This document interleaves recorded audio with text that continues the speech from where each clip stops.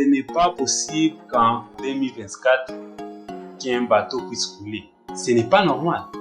En tout cas, il faudrait que l'on soit conscient et l'on se mette au boulot parce que la connaissance est déjà disponible. C'est toujours très intéressant de bien connaître ce que l'on fait pour faire notre boulot mieux et de mieux protéger les gens.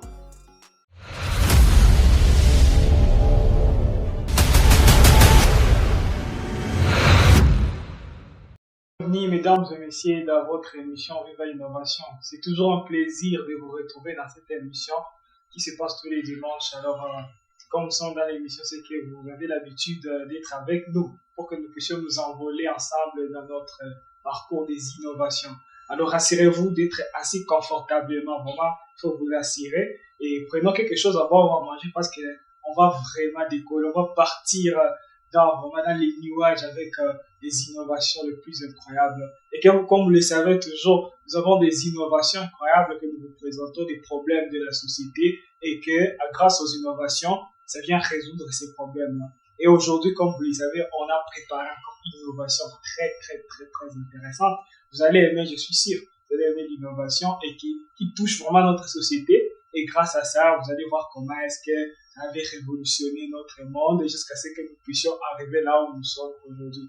Et le problème, il est là, le problème, vous le savez, nous résolvons des problèmes grâce aux innovations. Et cette émission, vous le savez très bien, on le présente toujours par Andy Moïse et moi-même, Stan Zaïda. Andy Moïse, tu es le bienvenu. Donc, Ouais, merci beaucoup et à chanter encore avec plaisir. Avec hâte aussi d'animer cette émission d'aujourd'hui. Tu as quelque chose que tu nous as préparé pour aujourd'hui? Oui. J'ai quelque chose de très intéressant. Aujourd'hui, tu vois une innovation que nous allons parler, innovation qui concerne le bateau. Tu vois, aujourd'hui, on va commencer par les commencements. Comment est-ce qu'on a innové les bateaux? Comment est-ce que les bateaux ont résolu les problèmes de l'ancien temps? Tu vois, le fait qu'il y avait des choses qu'il fallait résoudre, eh bien, tu sais qu'il y a toujours des innovations pour venir pallier à ça.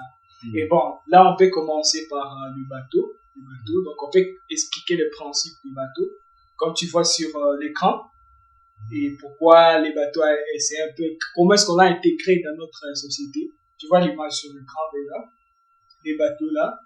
Alors, il y a le principe des bateaux qui permet à ce que les bateaux restent sur l'eau. L'effet là, c'est ce qu'on appelle le principe d'Archimède.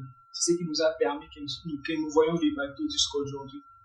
Et grâce au principe d'Archimède, parce que tu vois là, on a écrit la poussée d'Archimède. Cette poussée, c'est ce qui mettait les bateaux sur l'eau. Si on voit là à côté, il y a le bois. Le bois, donc si tu jettes un morceau de bois, tu vois souvent qu'il reste sur l'eau. Pourquoi? Tu t'es jamais demandé, lorsqu'on jette la pierre dans l'eau et que le bois, lui, il flotte sur l'eau. Ça, c'est une question, ouais. C'est sûr que je me suis déjà posé ça. Et curieusement, apparemment, tu as une réponse pour aujourd'hui. Oui. C'est une question de densité. Ah, ok. Oui, la densité. La densité, c'est ce qui permet que les bateaux puissent flotter sur l'eau. Lorsque la densité du bateau est inférieure à la densité de l'eau, là, les bateaux peuvent flotter. Et la personne qui a permis ça, c'était Archimède. Ah, ok, d'accord. C'est ce qui explique que la pierre plonge directement, mais le bois flotte. Donc, la densité de la pierre est plus importante que la densité d'un bois. Donc, la densité, lorsqu'on calcule la densité de la pierre, c'est supérieur à la densité de l'eau. De l'eau, ok. C'est pourquoi la pierre ne flotte pas. Mais si on augmente sur son volume, si on augmente sur son volume, là, la pierre va flotter sur l'eau. Donc, soit il a un poids. Un poids est supérieur. Donc, si on diminue sur son poids, la pierre va flotter sur l'eau. Ouais. Et puis, on augmente son volume. Ok. Ouais. Ah ouais. C'est ça le principe d'Archimède. Oui, c'est ça le principe d'Archimède. D'accord. C'est ce qui permet à ce que le bateau puisse flotter. Oui. Ouais. Okay. Grâce au principe d'Archimède. Alors, si on voit très bien, À part ça, donc on peut prendre l'évolution des bateaux. L'évolution des bateaux, après ça, on a eu les pirogues. Donc, si on commence par les bateaux, il y a eu les pirogues. Les pirogues, oui, on voit l'image là à côté, c'est les canots. Vous savez, les canots, c'est dans la famille des pirogues. Les canots, on peut appeler encore pirogues. Donc, si tu vois là à côté, il y a on peut dire le tout premier bateau. Il était même en bois. Tu vois, ouais, c'est le tout premier bateau avec quoi. Et là, à côté, tu vois les modernes, la pirogue moderne. Mais les tout premiers là, c'est juste un bois. Ouais. Et avec ça, tu vois, parce que c'était par nécessité. C'est pour cela qu'on a apporté cette innovation. L'innovation là de créer les bateaux, c'était grâce à cette innovation. Alors, on pouvait sortir du point A au point B. Parce que il y avait des obstacles. Et les obstacles là, les humains voulaient les traverser en fait. Et l'obstacle, c'était l'eau. Alors, lorsqu'on avait innové la pirogue, ça permettrait les humains de sortir du point A vers le point B pour aller voir d'autres civilisations à côté, pour faire des échanges, des trocs. Ça s'appelle des trocs. Ouais, c'est grâce aux pirogues. Après ça, il y a eu d'autres types de bateaux. Donc, il fallait que... Parce que les humains ont toujours tendance à conquérir. Ouais. La conquête, il faut conquérir, il faut aller voir d'autres pays, d'autres nations, pour qu'ils prennent une grande quantité de richesses. Des richesses. Alors, les Vikings, c'est les Vikings qui ont révolutionné l'ère bateau. Ouais. Tu vois, tu as vu la pirogue là, ils ne pouvaient pas aller conquérir avec la pirogue. Ouais, alors là, ils ont inventé les navires, les navires à voile. C'est là où ils ont inventé le navire à voile, parce que là, déjà, ils pouvaient aller avec beaucoup de personnes dans le bateau en question, et avec ça, ils pouvaient même faire la guerre avec, et conquérir d'autres civilisations, grâce à ces navires, navires vikings. Tu as même déjà vu le film là de Viking? Ouais, c'était un film très intéressant. D'ailleurs, pour ceux-là qui l'ont déjà vu, en tout cas, je crois que vous êtes d'accord avec moi que c'était un film très intéressant. Ça montrait au fait comment est-ce que les Vikings allaient de village à village pour conquérir, pour découvrir d'autres civilisations, d'autres richesses, d'autres manières de vivre. C'était un film très intéressant d'ailleurs, et ça nous montre bien d'ailleurs l'évolution des bateaux. Bon, si on prend sa forme ancienne en fait. Sa forme ancienne. Et grâce à ces bateaux-là, les gens pouvaient vraiment se développer. On pouvait développer des civilisations, on pouvait aller faire même beaucoup de choses. Parce que l'agriculture, c'est la première chose qui nous a permis de vivre. Avec l'agriculture, on pouvait aller cultiver d'autres endroits. Parce que là, on a arrêté d'être nomade, on pouvait être sédentaire. Alors, comme on était sédentaire, on était cloisonné à un endroit pour nourrir notre peuple, notre civilisation, tout ça. Il fallait aller chercher d'autres endroits où on pouvait trouver la nourriture. Après ça, il y a eu des bateaux à vapeur.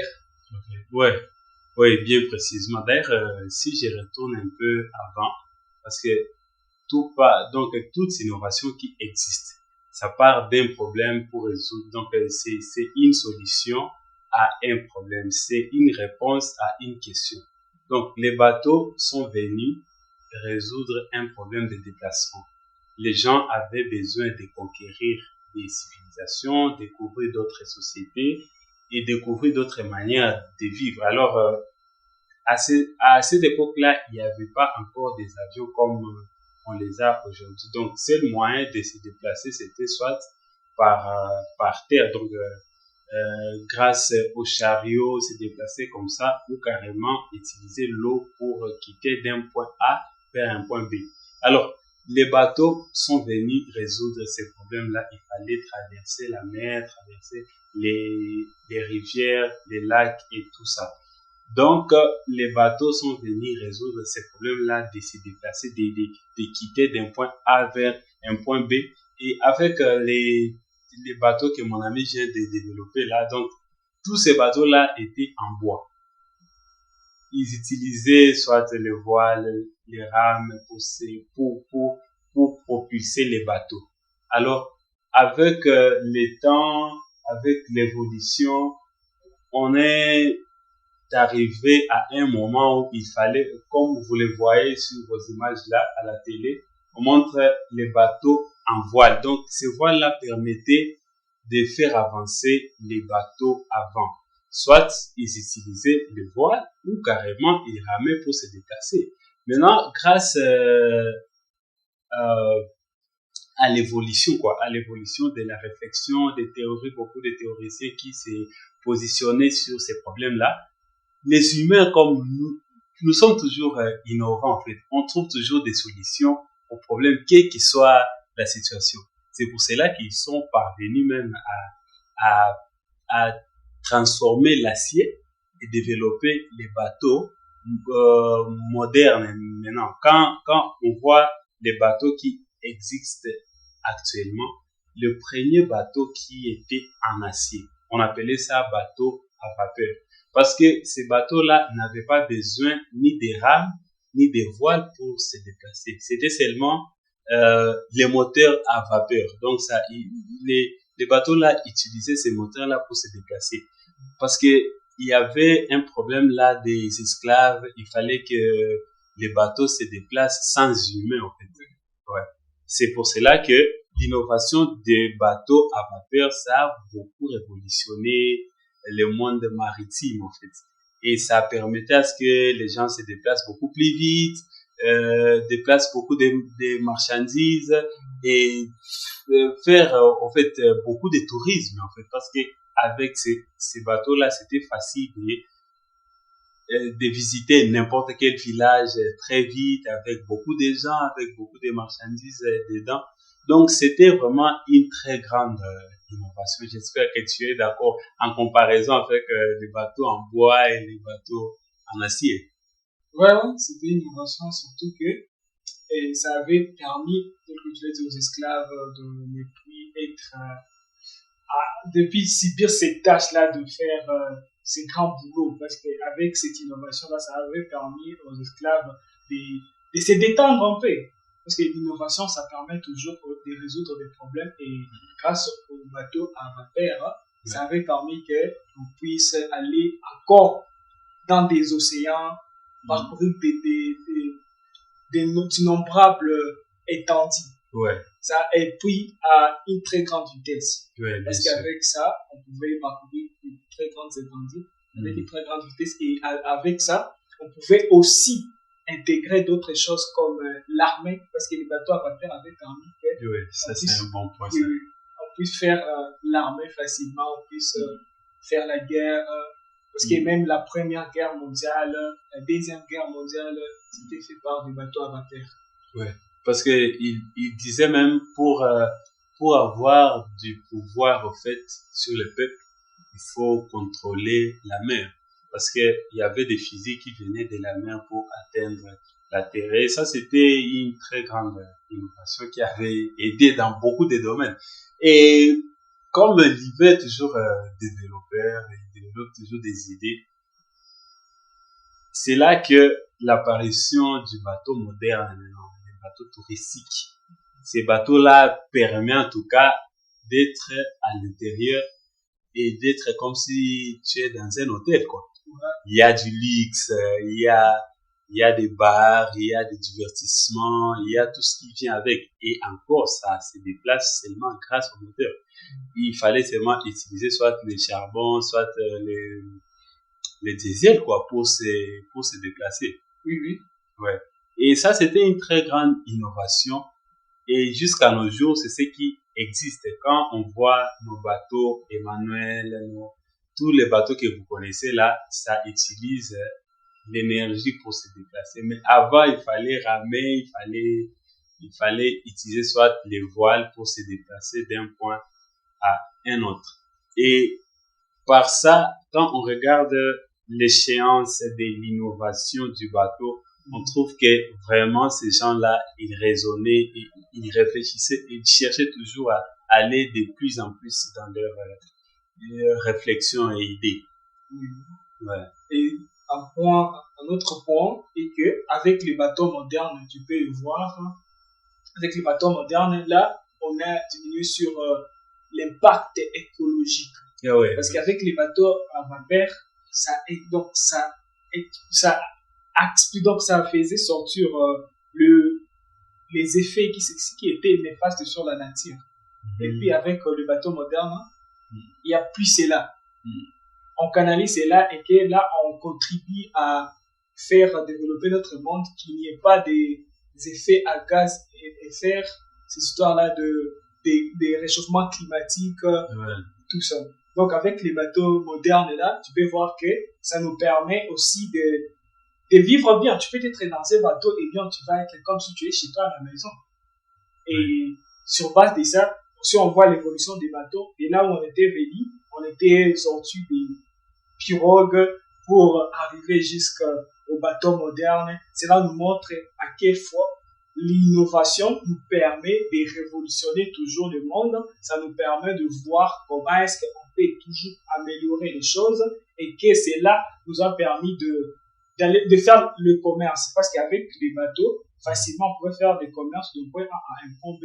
Et même aujourd'hui, si vous voulez transporter des choses que vous avez achetées en Chine facilement avec les bateaux, ça vous arrive ici au Congo.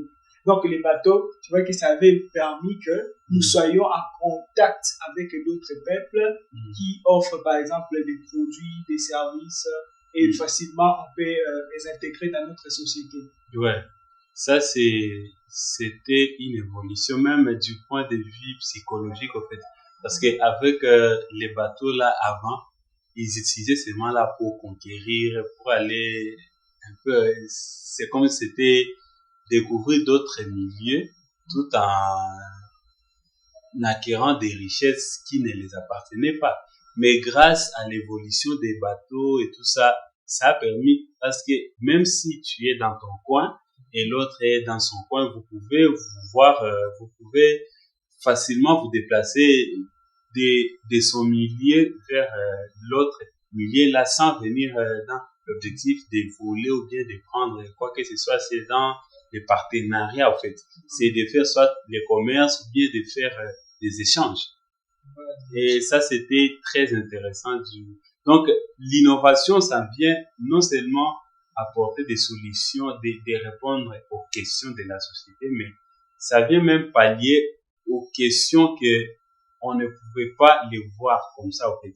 Ça vient révolutionner même la manière de voir, la manière de faire de tous les jours. C'est pour cela que l'on vous invite en tout cas à être innovant, toujours penser, toujours chercher à aller beaucoup plus loin. Ouais. Bon, là, comme on explore un peu le monde du bateau, on a vu que c'est important, tout ce que ça avait révolutionné, tout ce que ça avait apporté à notre monde. Mais il y a d'autres problèmes. Il y a des problèmes parce que ça flotte sur l'eau. Bien sûr. Comme les bateaux flottent sur l'eau, c'est qu'il doit y avoir des problèmes.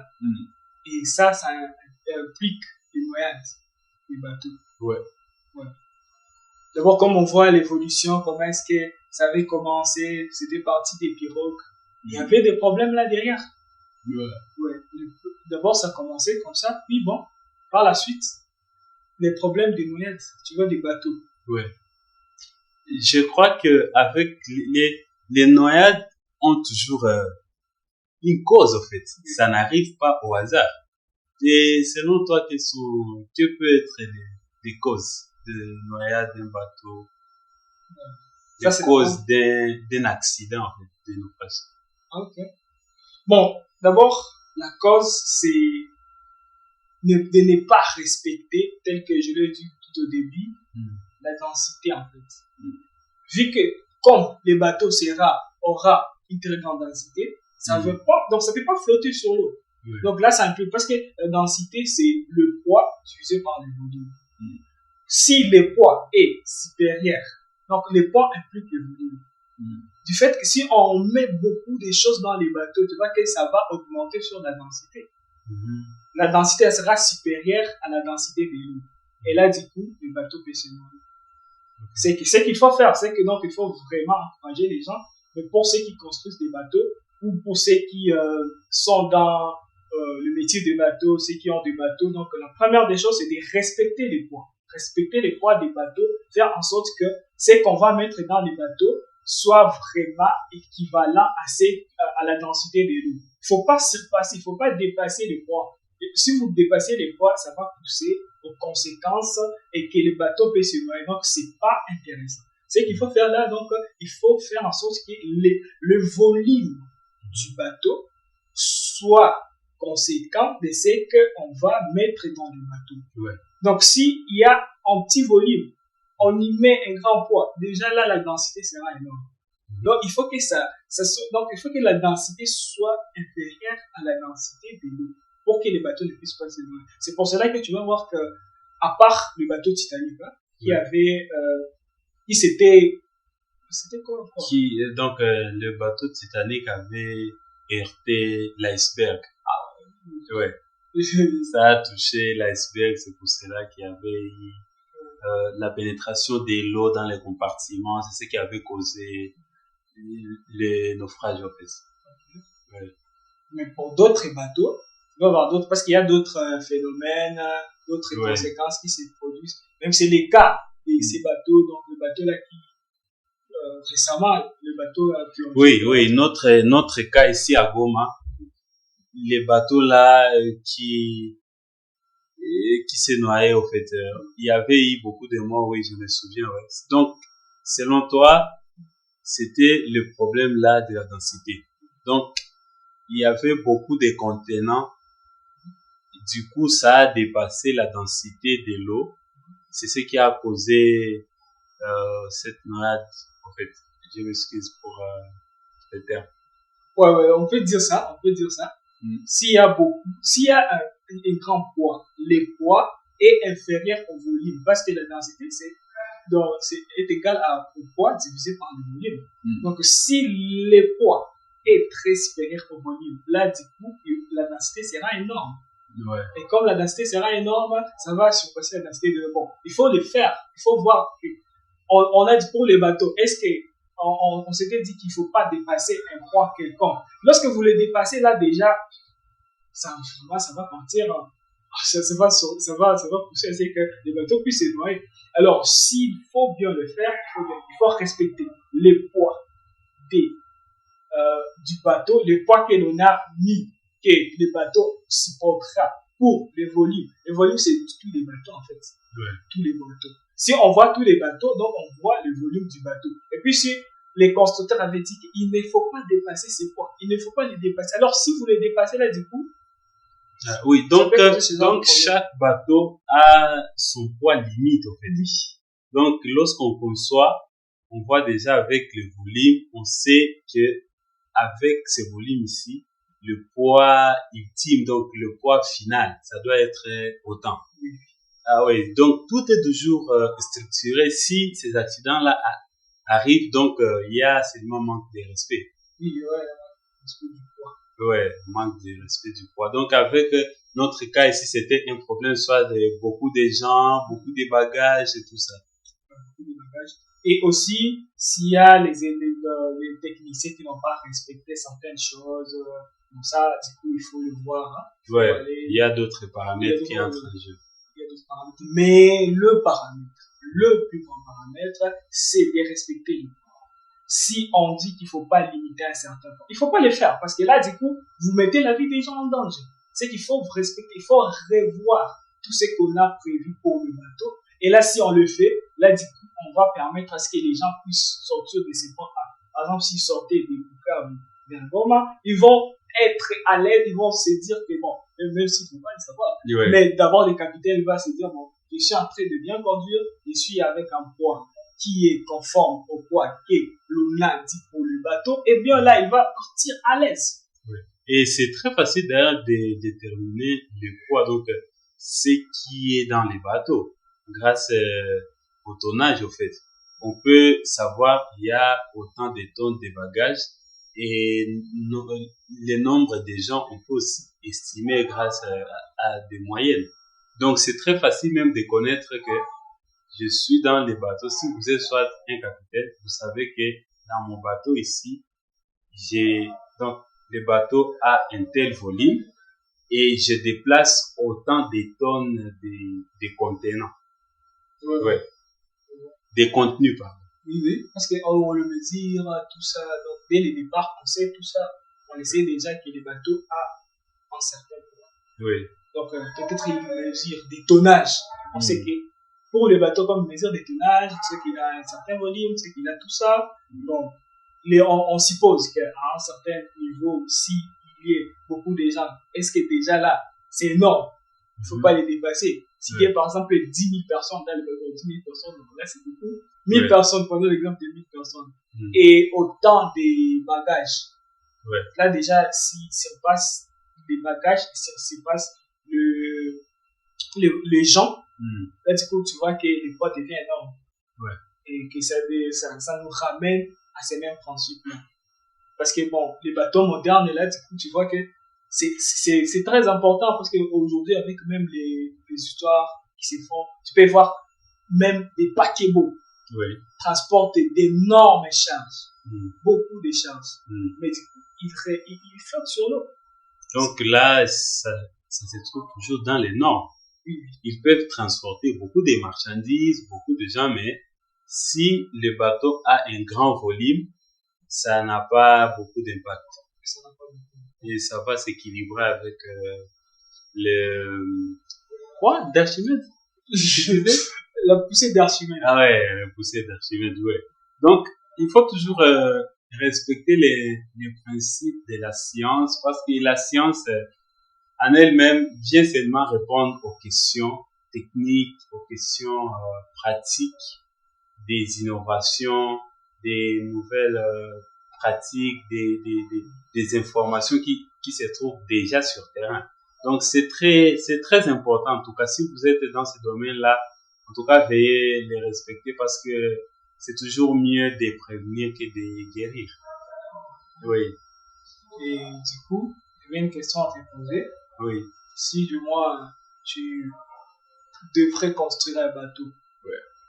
Et puis bon, ou bien si tu pouvais donner un conseil à quelqu'un qui peut construire un bateau.